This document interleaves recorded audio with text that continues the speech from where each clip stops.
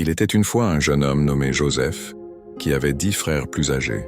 Il était le préféré de son père, Jacob, qui lui avait offert une tunique de toutes les couleurs, symbole d'un amour qui aveuglait. Cette faveur, et les rêves que faisait Joseph, où il voyait les gerbes de ses frères et même le soleil et la lune se prosterner devant lui, attisèrent une jalousie brûlante dans le cœur de ses frères. « Le voilà le rêveur !» ricanèrent-ils. Leur reine devint si noire qu'un jour, dans les champs, ils le saisirent, lui arrachèrent sa tunique si convoitée et le jetèrent au fond d'un puissant zoo. Alors qu'ils débattaient de son sort, une caravane de marchands ismaélites passa, plutôt que de le laisser mourir. Ils le vendirent pour quelques pièces d'argent. Les marchands l'emmenèrent en Égypte, pays d'inconnus et d'exil. Pour faire taire leur culpabilité, les frères trempèrent la tunique dans le sang d'un animal et la présentèrent à leur père. Nous l'avons trouvé ainsi.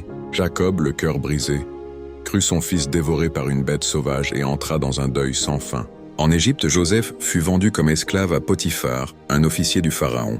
Sa sagesse et son intégrité lui valurent rapidement la confiance de son maître. Mais la femme de Potiphar, conduite par ce jeune homme vertueux, l'accusa faussement et le fit jeter en prison. Là encore, même derrière les barreaux, la lumière en Joseph brillait. Il se mit à interpréter les rêves de ses co-détenus, dont l'un, le chef des échansons, retrouva sa place auprès du pharaon. Des années plus tard, le souverain d'Égypte fut troublé par des songes étranges. 7 vaches grasses dévorées par 7 vaches maigres, 7 épis pleins engloutis par 7 épis vides. Personne ne pouvait en donner le sens. Le chef des échansons se souvint alors de Joseph. Tiré de son cachot, Joseph se tenait devant le plus puissant monarque du monde. « Ce n'est pas moi, c'est Dieu qui donnera une réponse favorable au pharaon, » dit-il. Il interpréta les rêves.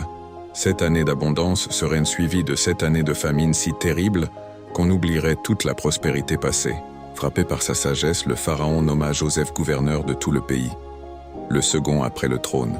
Joseph organisa des greniers immenses pour stocker le blé durant les années grasses.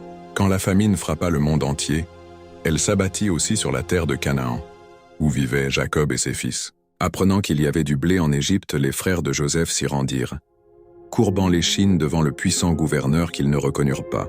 Joseph, le cœur serré, les reconnut aussitôt. Il les éprouva, les accusant d'être des espions. Il exigea qu'ils ramènent leur plus jeune frère, Benjamin, le seul autre fils de sa mère. Voyant leur remords et leur volonté de protéger Benjamin, Joseph ne put plus contenir son émotion. « Je suis Joseph !» leur dit-il, les larmes aux yeux. « Vendez-vous encore mon frère? Ne soyez pas tourmentés de m'avoir vendu, car c'est pour vous sauver. La vie que Dieu m'a envoyée ici avant vous. » Stupéfaits et tremblants, ils réalisèrent que le rêveur qu'ils avaient méprisé était devenu leur sauveur. Joseph